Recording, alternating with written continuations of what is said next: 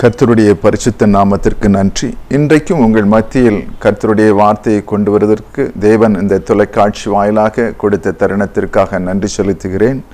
இன்றைக்கு நம்முடைய தியானத்திற்காக சங்கீதம் 84 அதிகாரத்திலிருந்து 4, 5, 6 வசனத்தை நான் வாசிக்கிறேன். உம்முடைய வீட்டில் வாசமாய் இருக்கிறவர்கள் பாக்கியவான்கள், அவர்கள் எப்பொழுதும் உம்மை துதித்துக் கொண்டிருப்பார்கள். உம்மில் பலன் கொள்ளுகிற மனுஷனும் தங்கள் இருதயங்களில் செவ்வையான வழியை கொண்டிருக்கிறவர்களும் பாக்கியவான்கள். அழுகையின் பள்ளத்தாக்கை உருவ நடந்து அதை நீரூற்றாக்கி கொள்ளுகிறார்கள், மழையும் குளங்களை நிரப்பும். ஹல்லேலூயா. இதை நாம் பார்க்கும்போது பாருங்கள், உம்முடைய வீட்டில் வாசமாய் இருக்கிறவர்கள் பாக்கியவான்கள்.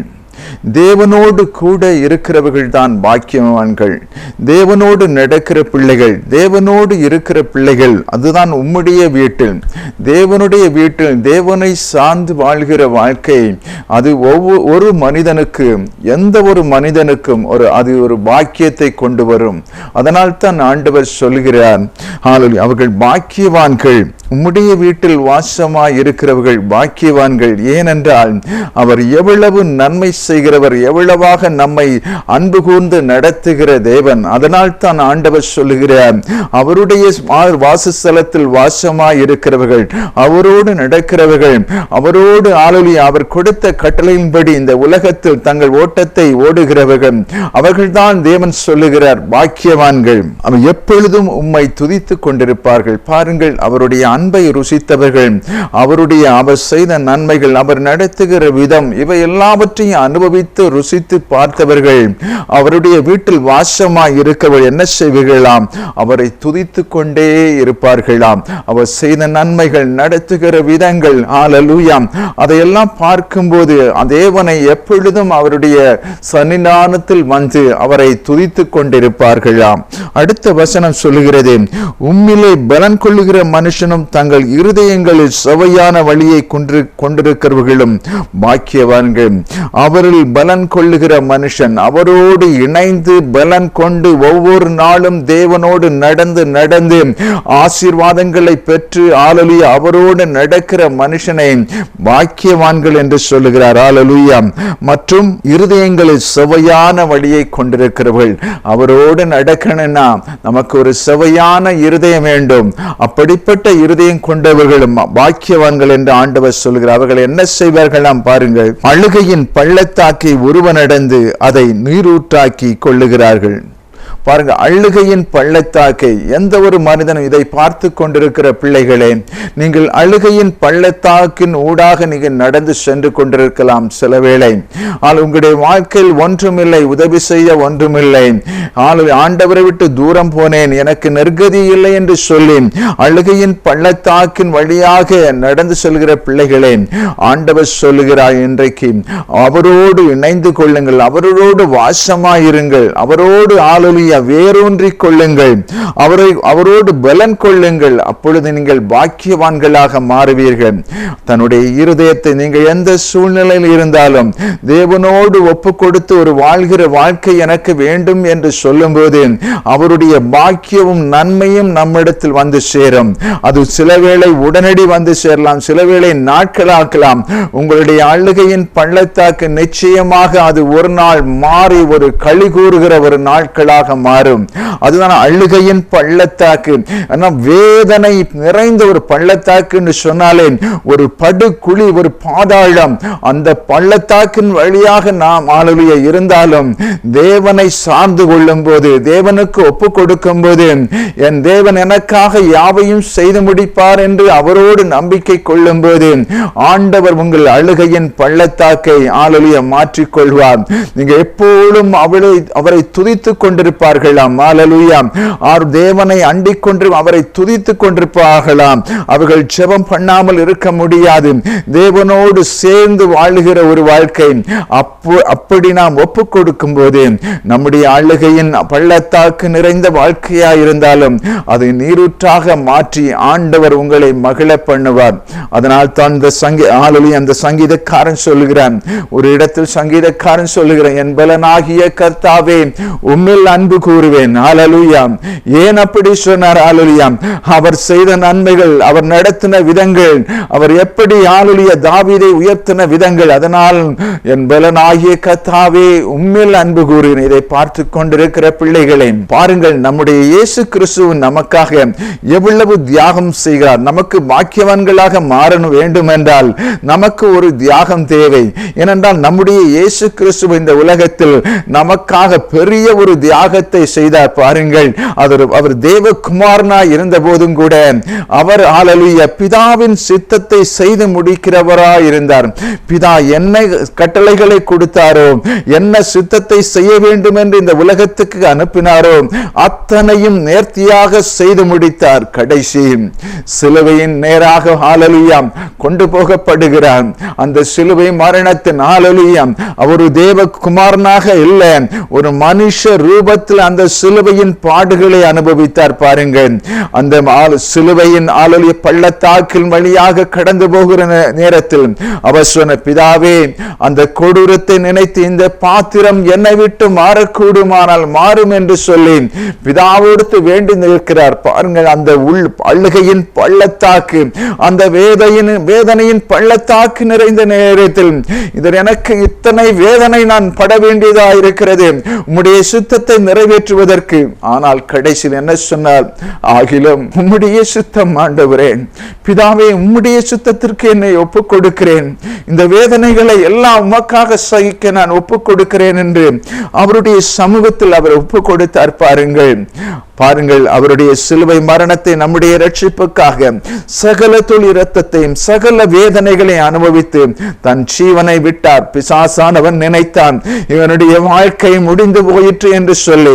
ஆனால் பிதாவுக்கு தெரியும், என் மகன், என் குமாரன் என்னுடைய சுத்தத்தை செய்து முடித்தான். ஹல்லேலூயா. அவர் 3ஆம் நாள் ஹல்லேலூயா தேவனோடு எழுந்திருந்தார். ஹல்லேலூயா.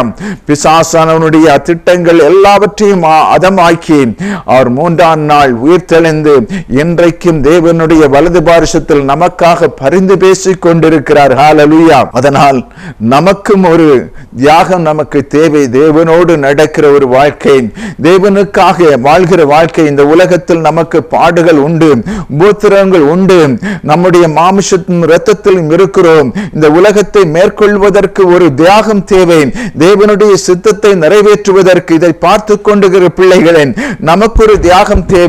பாருங்கள், இயேசு கிறிஸ்து அன்றைக்கு நமக்காக, நம்முடைய இரட்சிப்புக்காக தன்னுடைய சகல துளி இரத்தத்தை சிந்தி பிதாவின் கொடுத்த அந்த பெரிய தியாகத்தை அவர் செய்து முடித்து அவர் வெற்றி சிறந்தார். அதை போல இந்த உலகத்தின் ஓட்டத்தில் நமக்கு எப்பேற்பட்ட மாமிசம் இரத்தம் இருந்தாலும் தேவனுக்காக ஒப்பு கொடுத்து நம்முடைய ஓட்டத்தை தொடர்வோம் என்றால் நாம் எதையெல்லாம் விட்டுவிட வேண்டுமோ, எதையெல்லாம் ஹல்லேலூயா தேவனுக்காக அர்ப்பணிக்க வேண்டுமோ அப்பேற்பட்ட ஒரு தியாகம் தேவை. ஏன்னா தியாகம் இல்லாமல் ஒன்றும் நம்ம அனுபவிக்க முடியாது. ஒரு வெற்றியுள்ள வாழ்க்கையை தேவனுக்கு ஆண்டவர் கொடுக்க முடியாது. ஒரு தேவனுடைய ஆசீர்வாதங்களை பெற்றுக்கொள்வதற்கு நமக்கு ஒரு தியாகம், நாம் செய்ய வேண்டிய பல தியாகங்கள் உண்டு. தேவ சமூகத்தில் நிற்கணும், தேவனுக்காக ஜெபங்களை பண்ணணும், தேவனுக்காக ஒரு நேரத்தை கொடுக்கணும். நம்முடைய அந்தரங்க வாழ்க்கை தேவனுக்கு பிரியமுள்ளதாய், ஒரு பரிசுத்தம் உள்ளதாய் இருக்கணும். அப்படி நம்முடைய ஓட்டம் இருக்கும் போது அந்த ஓட்டத்தை ஆண்டவர் ஹல்லேலூயா எப்பேற்பட்ட அழுகையின் பள்ளத்தாக்குகள் வந்தாலும், நம்முடைய ஹல்லேலூயா வாழ்க்கை பயணத்தில் எப்படிப்பட்ட அழுகையின் பள்ளத்தாக்கு மோதி அடித்தாலும் அதையெல்லாம் கடந்து சென்று அதை நீரூற்றாக்கி கொள்வதற்கு தேவன் வழிகளை உருவாக்குவார். பாருங்கள், நமக்காக இன்றைக்கும் பரிந்து பேசி தேவனுடைய வலது பாரிசத்தில் இருக்கிறார் ஒரு மனுஷன். தேவனுக்காக தன்னுடைய தியாகங்களை செய்து தேவனுடைய கட்டளைகளை நிறைவேற்றி அவரோடு நடந்து கொண்டிருந்தால் நம்முடைய இயேசுவும் நம்ம சும்மா இருக்க மாட்டார். நமக்காக பரிந்து பேசுகிறவராய், நமக்கு இரக்கம் செய்கிறவராய், நமக்கு கிருபை செய்கிறவராய், நமக்கு உதவி செய்கிறவராய், எந்த நேரத்திலும் அவருடைய கண்கள் நம்மேல் நோக்கமாய் இருக்கும். பாருங்கள், அவருடைய கண்கள் மாத்திரமல்ல, அவருடைய இருதயமும் அவரை அண்டிக் கொண்டு அவர்கள் அன்பு கூறுபவர்களுக்கு இருதயமும் நம்மிடத்தில் ஹல்லேலூயா நம்மை நோக்கிக் கொண்டே இருக்கும். இந்த பிள்ளைகளுக்கு ஹல்லேலூயா அழுகையின் பள்ளத்தாக்கு நடந்து போகிறார்களாம், இதை நீரூற்றாக்கி கொள்ள வழிகளை உண்டாக்க வேண்டும் என்று சொல்லி தேவன் எப்பேற்பட்ட சூழ்நிலையிலும் இறங்கி வந்தேன். தேவனே முன்னின்று காரியங்களை நடத்தேன். எந்த இடத்தில் வெட்கப்பட்டீர்களோ அந்த இடத்தில் நீங்கள் நன்மையை பெற்றுக் கொள்ளும்படியாக, மகிமை தேவனுடைய நாமத்தை மகிமைப்படுத்தும்படியாக செய்யும்படியாக தேவன் இறங்கி வல்லமையான காரியங்களை செய்வார். பாருங்கள். ஹல்லேலூயா. நான் உங்களுக்கு ஒரு கதையை, உண்மையான ஒரு கதையை சொல்லுகிறேன். நான் டெல்லியில் பணியாற்றி கொண்டிருந்த போது எனக்கு ஒரு தமிழகத்திலிருந்து ஒரு நாள் நாங்கள் ஜெப கூட்டம் நடத்தும் போது அதில் வந்து அவருடைய செய்தியை கொடுக்கும்படியாக வந்தார். அவர் தமிழ்நாட்டிலிருந்து வந்தாராம். அவர் தமிழ்நாட்டில் கவர்மெண்ட் ஆளுநர் பணியில் இருந்தபோது ஆண்டவர் சொன்னார், நீர் இந்த பணியை விட்டு எனக்காக ஊழியம் செய்யணும். அது எந்த இடத்தில் வந்து என்னென்ன ஜெபிக்கும் போது அது டெல்லி பட்டணத்தில் வந்து ஊழியம் செய்யணும், அந்த இடத்தில் வர வேண்டும் என்று சொல்லி. பாருங்க, குடும்பத்தில் பாருங்கள், வேறு வருமானங்கள் இல்லை, குடும்பத்தை நடத்த வேணும், சின்ன பிள்ளைங்க. ஆண்டவர் சொல்லுகிறார், இதை வேலையை விட்டு என்னுடைய ஊழியத்துக்கு வா என்று சொல்லி குடும்பத்தில் அவர் சொன்னாராம். குடும்பத்தில் அத்தனை பேரும் அதை எதிர்த்தார்கள். அப்படிதான் செய்வார்கள். எப்படி இவர் ஜீவனம் ஒரு அரசாங்க உத்தியோகத்தை விட்டு தேவனுக்காக அழைக்கிறார் என்று சொல்லி இவன் போகிறானே, தன் குடும்பத்தை எப்படி நடத்துவான், தன் பிள்ளைகளை எப்படி நடத்துவான் என்று சொல்லி அநேக பாடுகள், அநேக துன்பங்கள் அவருக்கு நேர்ந்தது. கடைசியில் அவர் எல்லாவற்றையும் உதறிவிட்டு தேவன் சொன்ன வார்த்தைக்கு அடிபணிந்து டெல்லி பட்டணத்திற்கு வந்தாராம். அந்த இடத்தில் அவர் சொன்னார், அவர் அனுபவித்த வேதனைகள், அவர் அனுபவித்த பாடுகள், தன்னுடைய குழந்தைக்கு ஒரு பால் வாங்கி கொடுக்க கூட அவருக்கு பணம் இல்லாமல் தத்தளித்து தண்ணீரை கொடுத்து கொண்டே இருந்தாராம். இதை பார்த்து கொண்டு பால் கொடுக்கிற வருகிறவனும் பால் வாங்க காசு இல்லையே என்று சொல்லி இவர்கள் படுகிற பாடுகளை பார்த்து அவன் இலவசமாக ஒரு கிளாஸ் பாலை கொடுத்து கொண்டு போவானாம். அப்படிப்பட்ட அழுகையின் பள்ளத்தாக்கை தேவனுக்காக சுமந்து நின்றார்கள். பாருங்கள், பல காலங்கள் கடந்தது. அந்த மனிதனை தேவன் கைவிடவில்லை.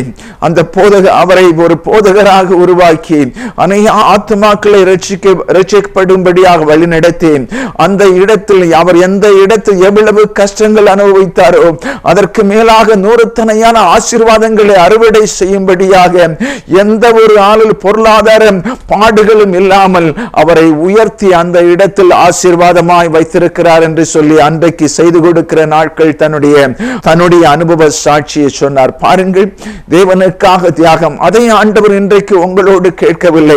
அப்பேற்பட்ட தியாகங்களை கேட்கவில்லை.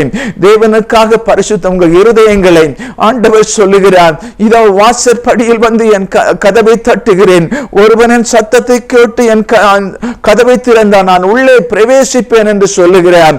தேவனுக்கு இந்த இருதயம், நம்முடைய இருதயம் தான் தேவை.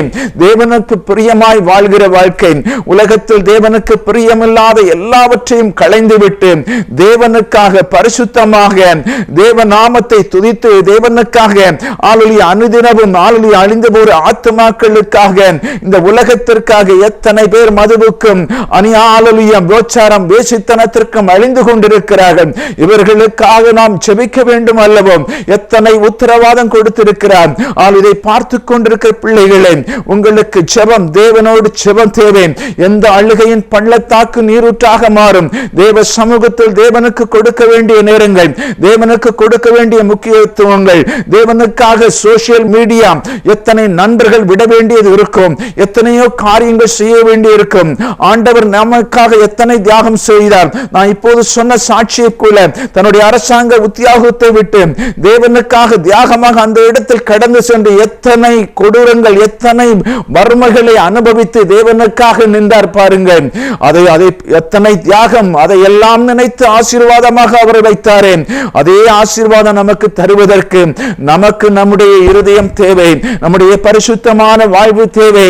தேவனுக்காக ஆலலியம், தேவனை குறித்து சொல்லுகிற அந்த வாஞ்சை தேவை. ஒருவன் தேவனுடைய அன்பை ருசித்துக் கொண்டு வீட்டில் இருக்க முடியாது. ஒரு கூட்ட மக்கள் இருக்கிறார்கள், தன்னுடைய வீட்டுக்குள்ளே இருக்கிறார்கள், வெளியே வருவதில்லை, ஒளிந்து கொண்டு ஆராதனை செய்கிற கூட்டம். அதை ஆண்டவர் எதிர்பார்க்கவில்லை. இந்த நாட்கள் தைரியமாக எழும்பி நின்று தேவனுக்காக நிற்கிற ஒரு மந்தை தேவை. அதைத்தான் ஆண்டவர் எதிர்பார்க்கிறார். சில கூட்டங்கள் ஒளிந்து கொண்டு உள்ளே இருக்கிறவர்கள் தேவனுக்காக எழும்பி நின்று வைராக்கியமாக செய்கிற ஒரு கூட்டம், அது தேவனுக்காக நிற்கிற கூட்டம். தான் பெற்ற இன்பத்தை மற்றவர்களுக்கு காண வேண்டும், தன்னுடைய ரட்சிப்பு எல்லாருக்கும் காண்பிக்கிறவர்களாய் மாற வேண்டும். இயேசு கிறிஸ்து தன்னுடைய இந்த உலகத்தை விட்டு போகும்போது எல்லா சீசருக்கும் கொடுத்த கட்டளை அவர்களை வரவழைத்து சொன்னது, நீங்கள் எல்லா ராஜ்யங்களுக்கும் சென்று சுவிசேஷத்தை அறிவிக்க வேண்டும். ஒரு தேவனை அறிந்த பிள்ளைகள், தேவனோடு இருக்கிற பிள்ளைகள் தான் பெற்ற ரட்சிப்பை மற்றவர்களுக்கு காண்பிக்க வேண்டும், மற்றவர்களுக்கு சொல்ல வேண்டும். அதைத்தான் ஆண்டவர் எதிர்பார்க்கிறார். அப்படிப்பட்ட தைரியம் உள்ள மோசேக்கள் தேவை, அப்படிப்பட்ட நெகேமியாக்கள் ஆண்டவருக்கு தேவை. ஆண்டவருக்காக தியாகம் அனுபவிக்கிறவர்கள், நீங்கள் அழுகையின் பள்ளத்தாக்கு நீரூற்றுகளாய் மாறும், உங்கள் வாழ்க்கை மாறும். நீங்கள் அநேகருக்கு அழுகையின் பள்ளத்தாக்கை நீரூற்றாக்கி கொள்வதற்கு ஏதுவான ஒரு பாத்திரமாக ஆண்டவர் பார்க்கணும். ஹல்லேலூயா. வேதம் சொல்லுகிறது, தன்னுடைய வல்லமையை விளங்க பண்ணும்படியாக அவருடைய கண்கள் பூமி எங்கும் நோக்கமாய் இருக்கிறது என்று வேதம் சொல்லுகிறது. ஹல்லேலூயா. நீங்கள் ஆண்டவருக்காக ஒப்பு கொடுத்து தேவனுக்காக ஓடும் போது, தேவனோடு வாசமாய் இருக்கும் போது ஆண்டவர் உங்கள் தன்னுடைய வல்லமையை விளங்க பண்ணும்படியாக உங்களை வெளியே எடுத்து மகிமைப்படுத்துவார். இவர் தேவனை சுமந்து கொண்டிருக்கிறவர், தேவனோடு இருக்கிறவர் என்பதை மற்றவர்களுக்கு காண்பிப்பார். உங்களை கொண்டு வல்லமையான காரியங்களை செய்வார், உங்களை கொண்டு ஊழியங்களை தொடங்க செய்வார், உங்களை கொண்டு ஊழியங்களை தாங்க செய்வார். உங்கள் வீடு ஒரு அரணாக இருக்கும். தேவனுடைய வார்த்தைகள் பரவுவதற்கு, தேவனுடைய சுவிசேஷம் எழும்புவதற்கு உங்களுடைய வீடு ஒரு அரணாக மாறணும். அப்படித்தான் அதைத்தான் எதிர்பார்க்கிறார். ஹல்லேலூயா. அதை பேர்பட்ட உள்ளங்கள் தேவை. ஹல்லேலூயா. நீங்கள் பாக்கியவான்கள் என்று ஆண்டவர் சொல்வார். நீங்கள் பாக்கியமும் நன்மையும் உங்கள் வீட்டில் தொடரும். உங்கள் தலைமுறைகள் அந்த ஆசீர்வாதங்கள் கடந்து செல்லும். ஆதலால் நாம் இன்றைக்கு தேவரு பாக்கியவான்களாக மாறணும். தேவனுடைய அழுகையின் பள்ளத்தாக்கை நீரூற்றி கொள்ளுகிறத அப்பேற்பட்ட ஆசீர்வாதம் வரணும். உங்க வீட்டில் அநேகருக்கு மாற்றக்கூடிய பாத்திரவான்களாக நீங்க மாறணும். ஹல்லேலூயா. ஆண்டவர் அதை எதிர்பார்க்கிறார். அதற்கு ஒரு தியாகமான வாழ்க்கை, தேவனோடு ஒரு வாழ்க்கை வாழ்கிற வாழ்க்கை, அதைத்தான் ஆண்டவர் கேட்கிறார். உங்கள் இருதயம் ஆண்டவருக்காக இருக்கணும், உங்கள் சரீரம் பரிசுத்தமாய் இருக்கணும். தேவன் வாசம் பண்ணுகிற இடமாக எப்பொழுதும் தேவன் ஹல்லேலூயா உங்களோடு உறவாடும் ஒரு சரீரமாக உங்கள் நம்முடைய அவயவங்கள் இருக்கணும். அப்போது நாம் பாக்கியவான்களாக பாக்கியவாட்டியாக மாறுவோம். அன்புக்குரியவர்களே, பாருங்கள், இப்போதும் அடுத்து ஒரு வசனத்தை பார்க்கிறேன். மத்தேயு 23:27 இவ்வாறு சொல்லுகிறது, மாயக்காரராகிய வேதபரே, பரிசேயரே, உங்களுக்கு ஐயோ! வெள்ளையடிக்கப்பட்ட கல்லறைகளுக்கு ஒப்பாய் இருக்கிறீர்கள். அவைகள் புறம்பே அலங்காரமாய் காணப்படும், உள்ளேயோ மரித்தவர்களின் எலும்புகளினாலும் சகல அசுத்தத்தினாலும் நிறைந்திருக்கும். 28 அப்படியே நீங்களும் மனுஷருக்கு நீதிமான்கள் என்று புறம்பே காணப்படுகிறீர்கள், உள்ளத்திலோ மாயத்தினாலும் அக்கிரமத்தினாலும் நிறைந்திருக்கிறீர்கள். பாருங்கள், தேவனோடு ஒரு நெருங்கி உறவாடுகிற ஒரு வாழ்க்கை, உங்களுக்கும் தேவனுக்கும் இருக்கிற ஒரு தனிப்பட்ட ஒரு ரிலேஷன்ஷிப். பாருங்கள், சிலவேளை நாம் ஆலயங்களுக்கு போகிறோம், ஜெபங்கோட்டங்களுக்கு போகிறோம், அந்த இடத்தில் நாம் ஜெபிக்கிறதும் தேவ உறவாடுகிற அந்த ஐக்கியம் மட்டுமல்ல, ஆண்டவர் உள்ளும் வெள்ளையடிக்கப்பட்ட கல்லறை. ஆண்டவர் எதை சுட்டி காட்டுகிறார் என்றால், ஒரு நமக்கு அந்தரங்க ஒரு வாழ்க்கை, ஒரு தனிப்பட்ட வாழ்க்கை, தேவனும் நமக்கு இருக்க உறவு, தேவனும் நமக்கும் இருக்க அந்தரங்க வாழ்க்கையில் ஒரு பரிசுத்தம். தேவன் அதைத்தான் ஆண்டவர் பார்க்கிறார். அப்பேற்பட்ட சில வேளைகள் நாம் நினைக்கலாம், ஜெப கூட்டங்களுக்கு போகும்போது நாம் பரிசுத்தமாய் இருக்கிறவர்களாக, ஜெபிக்கிறவர்களாக நாம் இருந்து கொண்டிருக்கலாம். ஆனால் ஆண்டவர் அதை பார்க்கவில்லை. அவர் உள்ளே உள்ளம் திரியங்களை ஆராய்ந்தறிகிற தேவன். அதனால் நாம் உள்ளத்திற்குள் ஒரு தனிப்பட்ட அந்தரங்க வாழ்க்கை நமக்கு எப்படி இருக்கிறது, அது ஒரு பரிசுத்தமாய் இருக்கிறதா, தேவனுக்கு நமக்கு இருக்கிற உறவு அப்பேற்பட்ட அந்த உறவு சீராக இருக்கிறதா, அந்த ரிலேஷன்ஷிப் அது யாரும் பார்க்க முடியாது. பாருங்கள், நமக்கும் தேவனுக்கும், உள்ளான மனிதனுக்கும் தேவனுக்கும் இருக்கிற அந்தரங்கத்தில் நடக்கிற ஒரு உறவு. பாருங்கள், தேவனோடு நம்மோடு இருக்கிற தனிப்பட்ட உறவு, தேவனோடு உறவாடுகிறது. நம்முடைய அந்தரங்கள் மறைவான வேலைகள், நாம் மறைந்திருக்கிற வேலைகள், தனிப்பட்ட நம்முடைய வாழ்க்கையில் நமக்கு இருக்கிற உறவு, ஒரு பரிசுத்தம், அந்த அன்பு ஐக்கியம் தேவனோடு இருக்கிறது. அதனால் தான் ஆண்டவர் பார்க்கிறார், உள்ளான இருதயத்தை ஆண்டவர் பார்க்கிறார். அந்த ஒரு ரிலேஷன்ஷிப், ஆண்டவரோடு நாம் வைக்கிற உறவு, அது மேன்மையான உறவு. இன்றைக்கு ஆண்டவர் நமக்கு இந்த வார்த்தைகள் மூலம் சொல்லுகிறது. இதை பார்த்து கொண்டிருக்கிற பிள்ளைகளே, நீங்கள் அப்பேற்பட்ட அந்த உறவில் எங்கேயாவது ஏதாவது ஒரு தேவனுக்கு பிரியமில்லாமல் காணப்பட்டால் அதை சீராக்கிக் கொள்வோம். ஆண்டவரே, என்னுடைய அந்தரங்க வாழ்க்கையில் ஏதாவது குறைகள் இருந்தால் அதை பரிசுத்தமாக்கும். அவருடைய வேதம் சொல்லுகிறது, உங்களுடைய பாவங்கள் சிவேரென்று இருந்தாலும் அதை பஞ்சை போல் வெண்மையாக்குவேன், அதை அறிக்கையிட்டு விட்டுவிட வேண்டும் என்று ஆண்டவர் இன்றைக்கு விரும்புகிறார். தேவனுடைய பிள்ளைகளே, அது ஒரு பரிசுத்த வாழ்க்கை, தேவனோடு அந்தரங்கத்தில் வாழ்கிற வாழ்க்கை. அதற்கு ஒரு பரிசுத்தம் தேவை. அதை ஆண்டவர் இன்றைக்கு நமக்கு எச்சரிக்கிறார். நீங்கள் எப்பேற்பட்ட அழுகையின் பள்ளத்தாக்கின் வழியாக நடந்து போனாலும் உங்களுடைய அந்தரங்க வாழ்க்கை, தேவனும் நீங்களும் நாமும் இருக்கிற உறவு அது பரிசுத்தமாய், அது நீதியாய் காணப்பட வேண்டும் காணப்படுவேமானால் நம்முடைய எப்பேற்பட்ட அழுகையின் பள்ளத்தாக்கும் தேவன் அதை நீரூற்றாக்கி மாற்றிக் கொள்வார். பாருங்கள், எப்பேற்பட்ட தரித்திரத்திலும் எப்பேற்பட்ட சூழ்நிலையிலும் இந்த உலக வாழ்க்கையில் அநேக ஆளுலியாம் தேவனுடைய பாதையை விட்டு விலகி செல்வதற்கு அநேக நேரங்கள், அநேக வழிகள், அநேக பிசாசானன் பார்த்து கொண்டே இருப்பான். அந்த நேரத்தில் எல்லாம் பாருங்கள், தேவன் நமக்காக எத்தனை சாக்ரிஃபைஸ் பண்ணினார் சிலுவையிலே. அல்லேலூயா. நாம் ஏதாவது செய்ய வேண்டும் அல்லவோ, தேவனுக்காக ஒரு தியாகம் அனுபவிக்கணும், அவரோடு நடக்கிற ஒரு பரிசுத்தமான வாழ்க்கை. அப்பொழுது நம்முடைய வாழ்க்கை அழுகையின் பள்ளத்தாக்கெல்லாம் நீரூற்றான ஒரு வாழ்க்கையாய் மாறும், ஒரு சமாதானமான வாழ்க்கை. அவர் எல்லா தேவைகளையும் நமக்கு சந்திப்பார். பாருங்கள், ஒருவனுடைய பாருங்கள், இருதயம் தேவனுக்கு பிரியமாய் இருக்கும் போது, தேவன் மகிழும்படியாக ஒரு நம்முடைய வாழ்க்கை அமையும் போது தேவன் சும்மா அமர்ந்திருக்க மாட்டாங்க. பாருங்கள், நம்முடைய என்ன தேவைகளோ, அனுதின வாழ்க்கையில் என்ன தேவையோ, நம்முடைய குடும்பத்தின் எல்லாவற்றையும் நாம் தேவனுடைய ராஜ்யத்திற்காக நாம் முதன்மையாக நாம் செயல்படும் போது நமக்காக ஆண்டவர் இறங்கி வருவார். பாருங்கள், நம்முடைய எல்லா காரியத்தையும் செய்து முடிக்க நமக்கு நம்பிக்கை அவர் வைக்கணும், விசேஷம் அல்லது விசுவாசம். பாருங்கள், தேவனோடு அப்பேற்பட்ட விசுவாசம் உங்களுக்கு, தேவனோடு ஒரு நெருங்கிய உறவு வரவர தேவனோடு விசுவாசம் உங்களுக்கு பெருகி கொண்டே போகும்.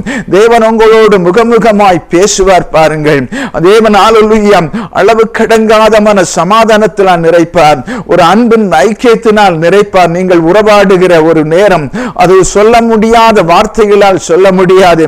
அப்பேற்பட்ட அனுபவங்களுக்குள் கடந்து வரும்போது நீங்கள் அவருடைய அன்பை ருசிப்பீங்க. பாருங்க, இன்றைக்கு நீங்கள் ஒப்பு கொடுக்கணும். பாருங்கள், உங்களுடைய அழுகையின் பள்ளத்தாக்கெல்லாம் நீரூற்றாக மாறும் நம்முடைய வாழ்க்கை.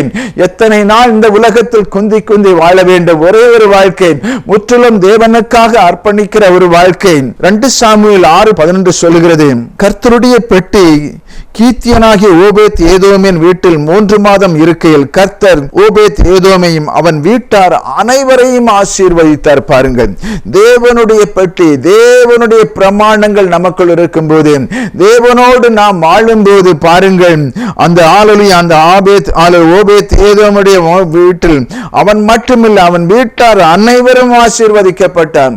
நீங்கள் ஒருவர் தேவனுக்காக நிற்கும் போது உங்கள் மூலமாக அந்த ஆசீர்வாதங்கள் குடும்பத்தின் ஒவ்வொருவருக்கும் வந்து சேரும். பாருங்கள், அதனால் தேவனோடு சார்ந்து வாழ்கிற வாழ்க்கை, அவனுக்காக தியாகமாக நிற்கிற வாழ்க்கை. உங்கள் நேரங்கள், உங்கள் ஓட்டங்கள் வீணான நேரங்களுக்கு விட்டுவிட்டு தேவனுக்காக நிற்கணும், தேவனுக்காக செய்யணும், தேவனுக்காக ஓடணும். ஒரு பரிசுத்த வாழ்க்கை, ஒரு அந்தரங்க வாழ்க்கையில் பரிசுத்தம் இன்றைக்கு நீங்கள் ஒப்பு கொடுக்கணும். நிச்சயமாக தேவனுடைய ஆசீர்வாதங்களை பெற்றவர்கள் தான் இருக்கணும். இதை பார்த்து கொள்கிற ஒவ்வொருவரும் அந்த ஆசீர்வாதங்களை இன்றி பெறணும். அதைத்தான் ஆண்டவர் வாஞ்சிக்கிறார். உங்களுடைய அழுகையின் பள்ளத்தாக்கெல்லாம் நீரூற்றாக மாறணும், அதை தேவன் வாஞ்சிக்கிறார். அதனால் தான் இந்த வார்த்தை உங்களுக்கு நேராக வந்து கொண்டிருக்கிறது. அன்புக்குரியவர்களே, அதை நாம் பெற்றுக்கொள்ளணும். இந்த உலக வாழ்க்கையில இன்றைக்கு நெகேமியா போல நிற்கணும், தேவனுக்காக தியாகங்களை அனுபவிக்கணும், இன்றைக்கு ஒப்பு கொடுக்கணும், முற்றிலும் ஒப்பு கொடுக்கிற ஒரு வாழ்க்கை, ஒரு வெற்றியுள்ள வாழ்க்கை. தேவனோடு நான் ஓடுவேன், வாழ்ந்தால் இந்த தேவனோடு, தேவனுக்கு எதிரான காரியங்கள் எது வந்தாலும் அதை உதறி தள்ளிவிட்டு ஒரு பரிசுத்தமான வாழ்க்கை இன்றைக்கு முதல் தேவனோடு நான் பயணிப்பேன் என்று சொல்லி ஒப்புக் கொடுக்கும் போது உங்களுடைய அழுகையின் பள்ளத்தாக்கு நீரூற்றுகளாய் மாறும். நிச்சயம் மாறும். அது நம்மால் ஒன்று கண்டுகொள்ள ஆச்சரியமாயிருக்கும். தேவன் அதை செய்வார். இயேசு அதை செய்வார். மனுஷன் அல்ல. பாருங்கள், தேவன் அதை செய்வார். உங்கள் சமூகம் காணும். தேவனுக்காக நீங்கள் தியாகங்களை அனுபவிக்கும் போது, தேவ சமூகத்தில் நிற்கும் போது, தேவனுக்காக தியாகங்கள் அனுபவிக்கும் போது, நம்முடைய இயேசு கிறிஸ்து அதை சிலுவையிலே செய்து முடித்தார் அல்லவோ. இன்றைக்கு நாம் செய்ய வேண்டும் அல்லவோ. ஒரு பரிசுத்த வாழ்க்கை, அந்தரங்கள் தேவனும் நாமும் இருக்கிற உறவு இன்றைக்கு முதல் பரிசுத்தமாய் மாறணும். ஆண்டவர் அதை எதிர்பார்க்கிற அன்புக்குரியவர்களே, நாம் செய்து முடித்தவர்களாய், ஆசீர்வாதங்களை பெற்றவர்களாய், தேவனுடைய சுத்தங்களை செய்து முடித்தவர்களாய் வாழணும். இந்த உலகத்தில் நம்மை எதிர்க்கிற எந்த பொல்லாத பிசாசுடைய கிரியைகளும் அவனை எதிர்த்து நிற்கணும். போராடி வென்று, போராடி ஜெயித்து தேவனோடு வாழணும். பாருங்க, அதைத்தான் ஆண்டவர் எதிர்பார்க்கிறார். நம்முடைய உள்ளம் வாஞ்சை கொள்ளுமானால், என்ன வாழ்ந்தால் தேவனுக்குத்தான், தேவனுக்காக பரிசுத்தமாக வாழ்வேன் என்று நீங்கள் முடிவெடுத்தால், அதற்காக நீங்கள் உறுதியாய் இருந்தால், அந்த வல்லமைகளை ஆண்டவர் தருவார். பிசாசன் உங்களை தொட முடியாதபடி வேலியடைத்துக் கொள்வார். பாருங்கள், அப்படியாக ஆண்டவர் இன்றைக்கு நம்மை ஆசீர்வதிக்கட்டும். ஹல்லேலூயா. நாம் எல்லோரும் ஜெபிக்கலாமே. ஆண்டவரே, உம்மை நோக்கி பார்க்கிறோம். ஆண்டவரே, அந்த வேளையில் ஆண்டவரே, இந்த தொலைக்காட்சி வாயிலாக பார்த்து கொண்டிருக்கிற ஒவ்வொரு பிள்ளைகளுக்காகவும் ஆண்டவரே உம்முடைய சமூகத்தில் நிற்கிறோம். அப்பா ஆண்டவரே, நான் ஒன்றும் செய்ய முடியாது, தேவனால் எல்லாம் செய்யக்கூடும். ஹல்லேலூயா. உம்மை உறுதியாய் பற்றி கொண்ட மனதை உடையவன், உம்மையே நம்பி இருக்கிறபடியால் அவனை பூரண சமாதானத்தோடு பாதுகாத்துக் கொள்வீர் என்று சொன்னீரேன். இன்றைக்கு உம்முடைய பிள்ளைகளை பூரண சமாதானத்தோடு பாதுகாத்துக் கொள்ளும்படியான கிருபைகளை கொடுக்கணும். ஆண்டவர் விசேஷமாக தேவனும் ஆளுரியம் தங்களுடைய அந்தரங்க வாழ்க்கையும் ஒரு புதிய ஒரு உறவை ஏற்படுத்த ஆண்டவர் கிருபை செய்யணும். ஒரு பரிசுத்தமான உறவு. தேவனும் ஆளுரிய தன்னுடைய தனிப்பட்ட அந்தரங்க வாழ்க்கையில் ஒரு பரிசுத்தமான ஒரு வாழ்க்கை, தேவனுக்காக ஒரு வாழ்க்கை, அந்த உறவை ஏற்படுத்தணும். அப்பா, அந்த ரிலேஷன்ஷிப்பை நீ புதுப்பிக்கணும். ஆண்டவரே, எந்த குறைகள் குற்றங்கள் இருந்தால் அதை ஆண்டவரே நீர் ஹல்லேலூயா கழுவி சுத்திகரித்து ஆண்டவருடைய பிள்ளைகளை தம்முடைய மந்தையிலே சேர்த்துக் கொள்ளணும். இன்றைக்கு இந்த வீட்டில் எப்பேற்பட்ட பார்த்து கொண்டிருக்கிறவர்களும் அழுகையின் பள்ளத்தாக்கின் வழியாக நடந்து கொண்டிருந்தாலும் ஆண்டவர் அதை நீரூற்றாக்கி கொடுக்கணும். அப்பா, இப்பொழுது ஒப்புக் கொடுக்கிற ஒவ்வொரு பிள்ளைகளுக்கும் உங்கள் ஆத்துமாக்களை, யாரும் எந்த வியாதிகளோ விக்கிரகங்களோ எது இருந்தாலும் ஒப்புக் கொடுங்கள். பாருங்கள், ஆண்டவரே, உமக்காக நான் தியாகத்தை அனுபவிப்பேன். நீர் எனக்காக தியாகத்தை அனுபவித்தீரேன். நான் இன்றைக்கு உம்முடைய சுத்தத்தை நிறைவேற்றும்படியாக, உம்முடைய கட்டளையின் படி வாழும்படியாக நான் தியாகங்களை அனுபவித்து எதை விட வேண்டுமோ, என்ன இடத்தில் சீர் செய்ய வேண்டும், எல்லாவற்றையும் செய்து உமக்காக நிற்பேன் என்று சொல்லும் போது ஆண்டவர் உங்களுக்கு அந்த அழுகையின் பள்ளத்தாக்கு, எப்பேற்பட்ட அழுகையின் பள்ளத்தாக்காக இருந்தாலும் அதை நீரூற்றாக்கை மாற்ற அவர் சுத்தமுள்ளவராய் இறங்கி வருவார். ஆண்டவரே, உம்முடைய பிள்ளைகளுடைய பாடுகள், ஆண்டவரே, தேவைகள் எல்லாவற்றையும் சந்திக்கணும். ஆண்டவரே, அவர்கள் அழுகையோடு இருக்கக்கூடாது. ஆண்டவரே, உம்மை நோக்கி பார்க்கிற முகங்கள் வெட்கப்படுவதில்லை என்று சொன்னீரேன். உம்முடைய பிள்ளைகள் நிறைவான ஆசீர்வாதத்தை கொடுக்கணும். ஹல்லேலூயா. மற்றும் அவர்கள் சுவிசேஷத்தை பிரசங்கிக்கிறவர்களாக மாற்றணும். ஆண்டவரே, தைரியத்தை கொடுக்கணும். ஆண்டவரே, ஆண்டவருக்காக எதையாவது செய்ய வேண்டும் என்கிற அந்த ஒரு உணர்வு கொடுக்கணும். ஆண்டவரே, அப்படியாக செய்து உம்முடைய பிள்ளைகளை ஆசீர்வாதமாய் வைத்து மற்றவர்களுக்கும் ஆசீர்வாதமாக மாற ஆண்டவர் உதவி செய்யும்படியாய் ஜெபிக்கிறோம். ஆண்டவரே, இயேசுவின் நாமத்தில் ஜெபிக்கிறோம் நல்ல பிதாவே. ஆமென். God bless you all.